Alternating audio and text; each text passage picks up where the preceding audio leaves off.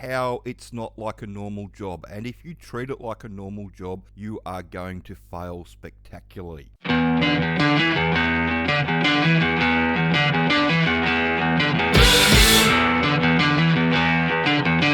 Hi, it's Andrew here from Underground Training. In today's job hunt and mining information video, we are going to have a look at where the jobs are around the industry, and I am going to have a chat about why people find moving into the industry so difficult, what standards are really involved, what the employers really want out of you, and how it's not like a normal job. And if you treat it like a normal job, you are going to fail spectacularly. First off, let's just jump over and have a look at what's going on in the industry. I've already done multiple videos on this week, but if you've been living under a rock, there's been about 1,000 people in Queensland laid off from coal mines in Queensland, and there's also been a couple of hundred people laid off from a sand mine north of Perth.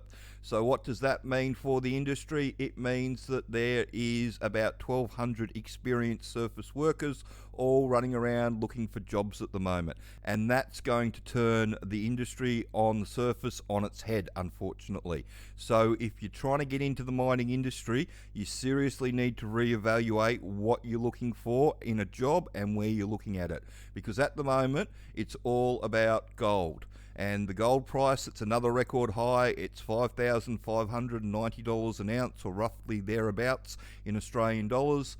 And you know, it's like I wrote in this blog a couple of weeks ago, gold's where it's at.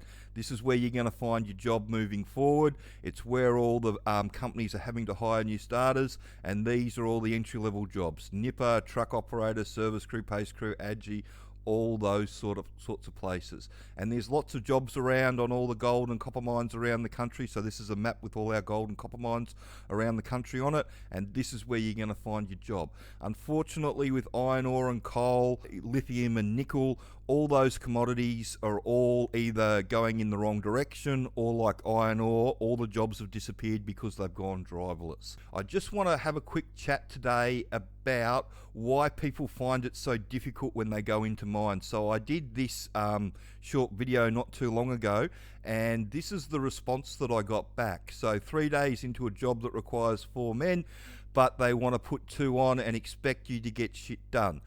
No hire the proper amount of people to do your shitty jobs when you're making billions and paying them scraps. All right, so this is very common, and like I say, you know, somebody comes on and, you know, says scream of a company, you know, it got it all over it.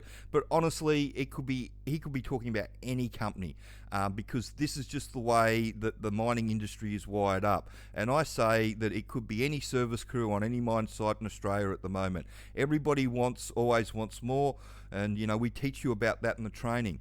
With this, it's all about pushing. And like when I first started at the end of '94, just outside of Kalgoorlie at Ora Banda, I worked for the first 10 years of my mining career, or up till 2006, I think it was, so it's more than 10 years of my mining career.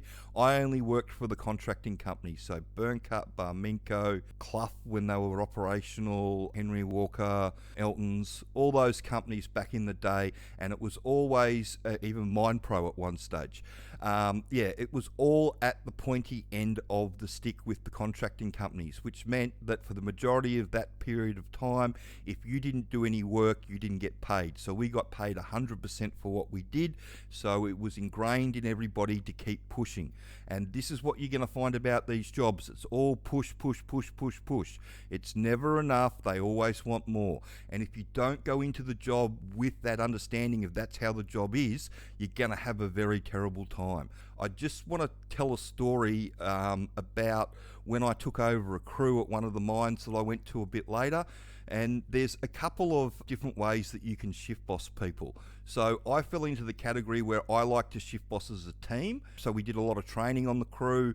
I like people to be able to do the jobs above them as well as the jobs below them.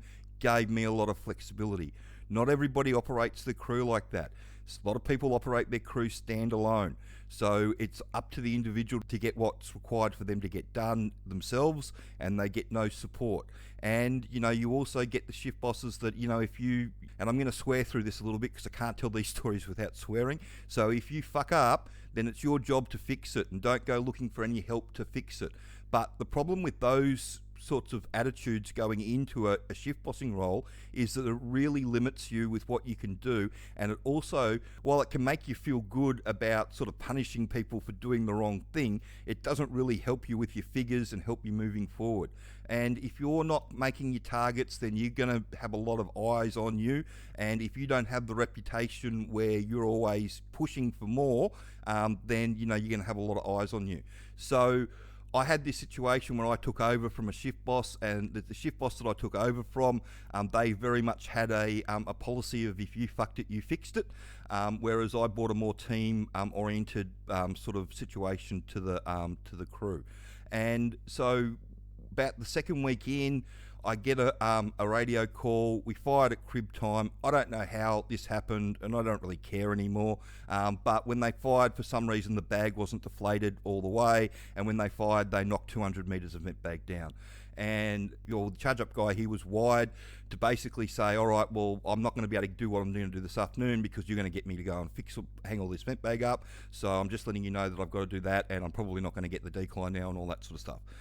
And like a couple of the good shift bosses that taught me in the past, that helped me with the style that I use with shift bossing, never let a good crisis go to waste. So I told him to hang tight. I'd come down before the end of crib and we'll sort something out.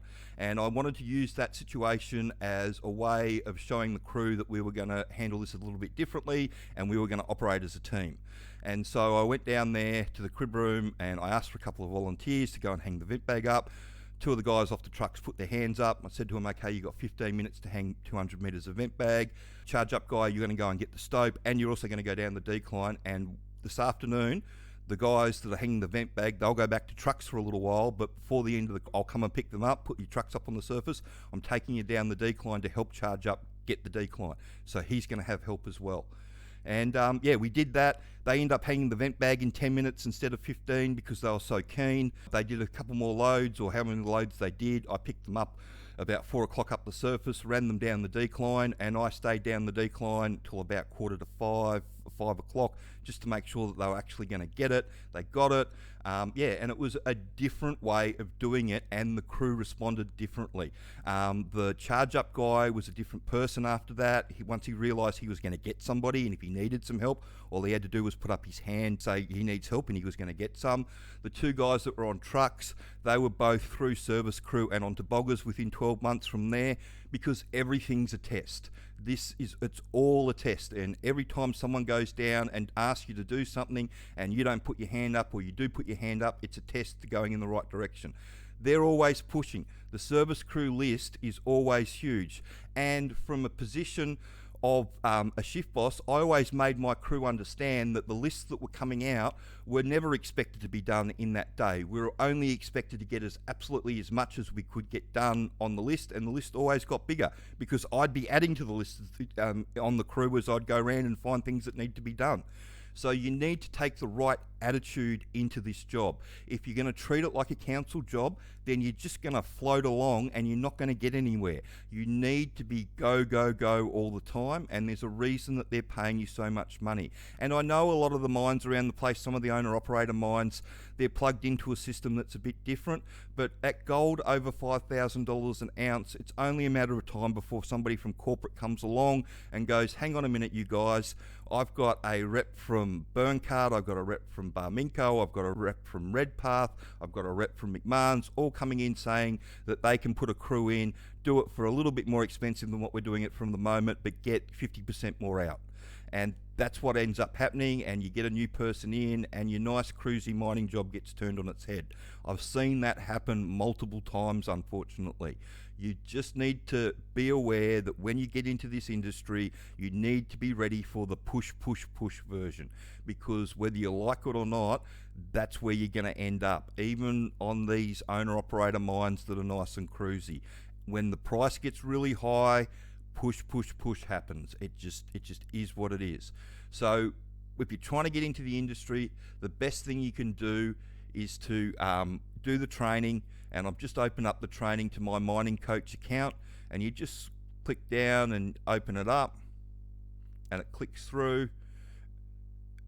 And then you can go down and you can expand it all out. It talks about the duties of miners, duties of employers, and it goes through all the stuff. So hard rock underground mine orientation, ventilation, ground support, mine development, taking a cut. So if you click on ground support, it takes you through to the page, shows you what a rock bolt is and a plate, shows you how the jumbo installs them, shows you what a bolting pattern is, shows you how the bolt's got to be put on the end of the jumbo. It goes into cable bolts, goes into chemical bolts, shows you everything that they want you to know about how the ground support works. And this is all the theory that people really struggle with. Nobody struggles with learning how to put the bolt on the end of the jumbo. I'm not going to hit play on this because it's really fucking loud. But yeah, teaching you to put the bolt on the end of the jumbo takes all of 90 seconds. You'll do it 100 times the first day that you're down there. That's not what people have problems with.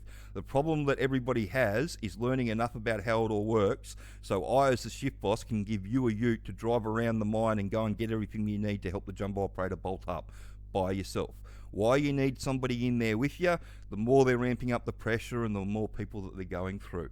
There's just so many jobs out there at the moment. You only have to type underground into Seek to see them all come up, and you'll see them all come up, which you do, and there's underground truck, entry-level mining, paste fill. And if you look at these job ads, these paste fill job ads, it actually says experience preferred, but we're looking for keen new starters because everybody's desperate for people underground.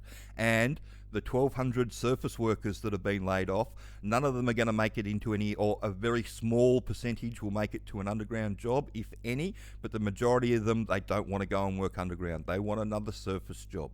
So that's why all these truck jobs are all going to have to be, and drillers offsider jobs and nipper jobs, they're all end up going to be filled by new starters. It's just because the companies need bums in seats, and that's just the way it works.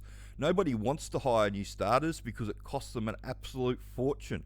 But everybody has to. When there's no experienced people around, that's the way it's got to go. So like I said, if you're trying to get in, check out the training at undergroundtraining.com.au. You've got the DIY package, we've got the 3-step plan package and the Workready package. It's got all the training in there that'll teach you how it all works, so you can hold a conversation with the foreman in the interview. And when you can do that, it'll just put you 6 to 8 weeks ahead of everybody else that's looking for jobs around the country. And you know, with what I'm saying with the industry, don't get me wrong, like, you'll make friends and you'll have a really good experience, but you'll also have really shitty experience as well, because that's what life is. It's not all one way. I mean, you know, one of my best friends I met over 25 years ago, he's my eldest son's godfather, and yeah, he and I have been on several different mine sites together over the journey, and yeah, we still catch up and still talk about what's going on in the industry. But it's not what the way a lot of places make it out to be. You can get on some mine sites and it can be very standoffish, especially if you're coming on and people perceive you as a threat, i.e. you're going to take their next level job. Things can get very uncomfortable because that's just mining. You've got to remember that they're paying people huge amounts of money to go and do these jobs, and it becomes very competitive. So you just got to understand what you're getting yourself into. It's all about pushing. If you're not pushing, you're not going to be going anywhere. So you just got to take the right attitude into these jobs if you want to succeed. If you're going to take it's just a bog standard job and they're going to pay me a lot of money and I only have to do the bare minimum, then you'll just float along as dead wood and you won't make it. You'll end up being stuck on a truck or stuck on service crew or whatever. You won't make it into the top jobs. So I hope you found that information helpful. Remember, there's lots of jobs around in the hard rock, underground gold and copper mines around the country. If you're trying to get into surface work at the moment, I'm really sorry. There's 1,200 experienced people all looking for work at the moment, and it's going to make it extremely significantly difficult to get a job, unfortunately. But if you focus in on the hard rock underground side of the industry, you'll pick something up fairly quickly. I hope you found that information helpful, and if you're trying to get into the industry, check out the training at undergroundtraining.com.au, or if you want to talk to somebody that knows how the industry works, the phone number's at the end of the video.